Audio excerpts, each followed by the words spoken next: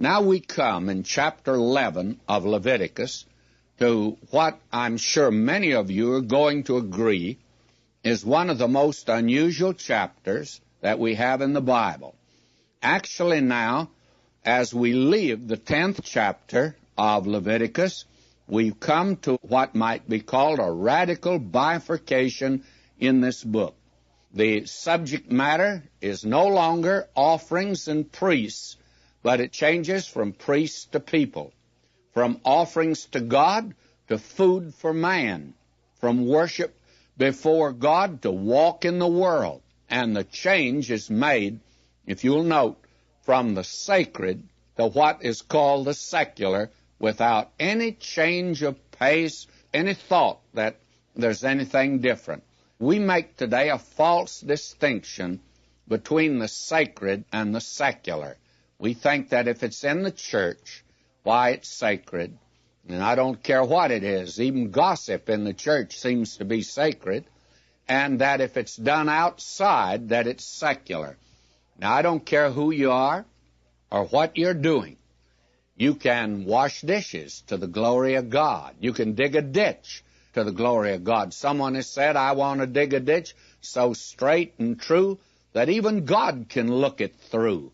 Anything you do, friends, and you can't make a distinction between sacred and secular. He just moves right out from that which we'd call sacred to that which is secular. Now, what is it that makes this chapter so unusual? Well, it's this. God gives a diet for the children of Israel to follow. And his people are to eat certain things. And they're to eat what he puts on the menu, and they're to not eat what he keeps off the menu. In fact, I think maybe I ought to ask a question. Here is an interrogation. Listen to this. Could the God of this vast universe be interested in what his creatures have for dinner? Could the one who orders all of creation prepare a menu for man? Now let me make a declaration, for this chapter will bear it out. God was, and he's interested in the details of the lives of his people. There's no detail that's too minute to escape his interest and concern. Someone said to the late Dr. G. Campbell Morgan years ago, do you think we ought to pray about the little things in our lives? And Dr. Morgan, in his characteristic manner, said, Madam, can you mention anything in your life that's big to God? May I say to you, you and I can divide in our lives big problems, little problems. Your problems and my problems are not divided that way before God. They're just little problems. And he wants us to bring everything to him in prayer. Worry about nothing, pray about everything, was the injunction of Paul to the Philippians. Now, here in this menu that's given, and we're going to say some things about it, it has a very real and practical aspect. The fact of the matter is, we'll expect that what God tells his people they're to eat will be good. What he tells them not to eat will not be good. And that there will be a health factor here. Now, you and I are going to find great spiritual lessons here, because when God gives the people here, they can eat certain animals, they cannot eat other animals. They can eat certain fish and not eat other fish. They can eat certain birds, but not other birds. You will find that all the way through here. God forbade the eating of certain animals and permitted the eating of others, and there is a health factor involved here. And it was not a superstitious, it was more than a religious right to make this distinction. Now, since God prescribed certain animals and he made a prohibition concerning others, there must be some benefit in following it. And history should demonstrate that God acted in an arbitrary fashion in setting up a line of separation between the clean and unclean, but that when he did act arbitrarily, he did it for the good of his people. Now, does history afford such illustrations as that? Well, the very interesting thing is the animals which were forbidden to be eaten were largely unclean feeders. And another factor that we should note is that the rejected animals are more liable to disease than others. The unclean animal carries a parasite.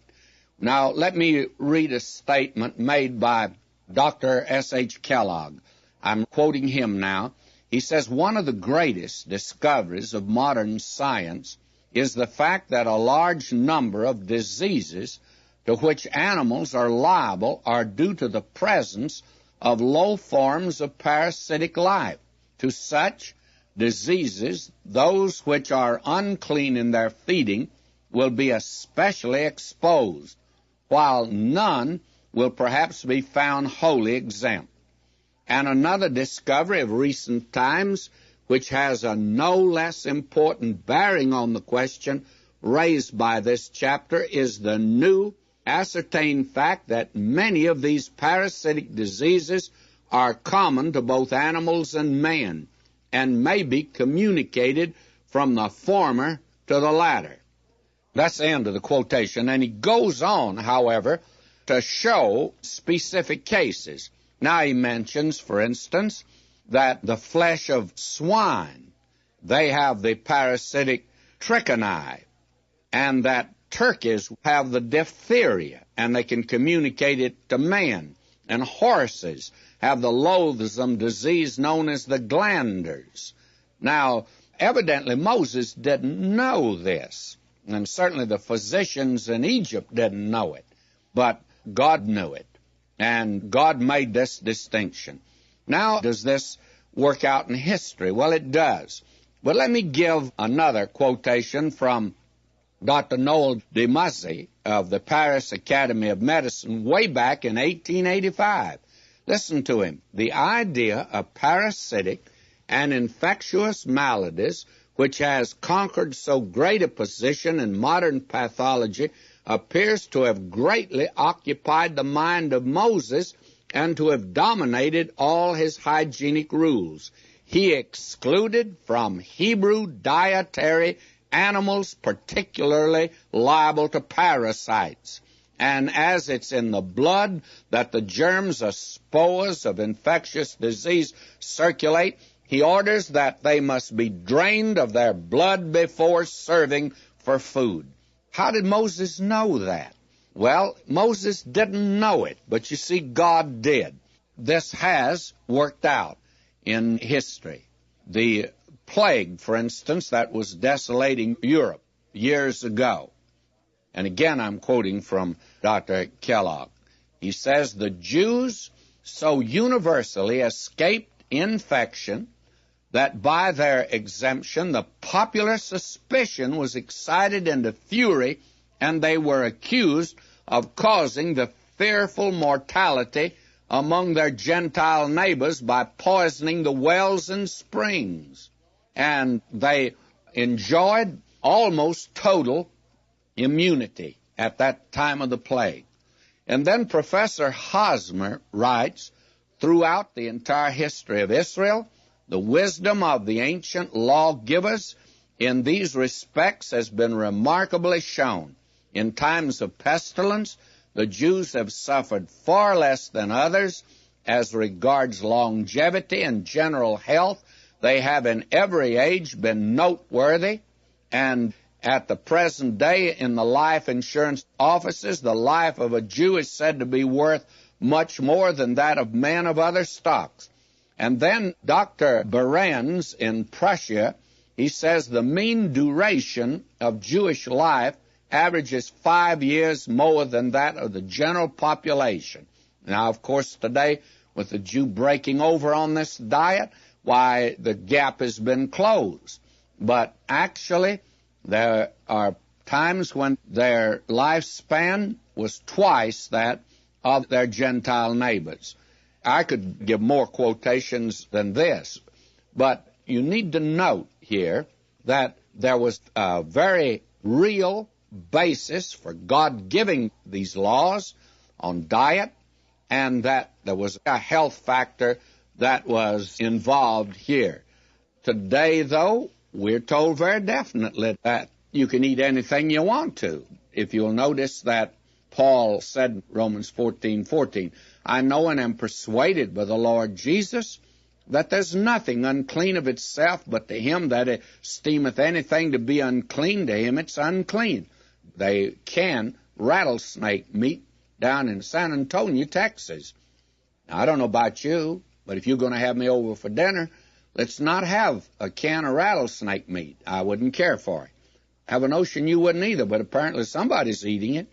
And then in 1 Corinthians 8:8, but meat commendeth us not to God, for neither if we eat are we the better, neither if we eat not are we the worse. It's nonsense today to talk about there's some spiritual value in eating or not eating a certain food. In fact, it's a superstition when you approach it like that. Though whatever we do, Paul says in 1 Corinthians 10:31, whether therefore ye eat or drink or whatsoever ye do, do all to the glory of God. Now let's turn and look at this, because this is a great chapter in many, many ways. And we have come now to a new section, and we're going to see holiness in the daily life of God's people. Now we have here in chapter 11 the food of God's people. We'll have clean and unclean animals on the land, clean and unclean creatures in the waters, clean and unclean flying creatures in the air, and then clean and unclean creeping creatures on the ground. And there's some bugs you can eat if you want to. I don't care for them either. We're told whatever you want to eat, you eat. Well, there are a lot of these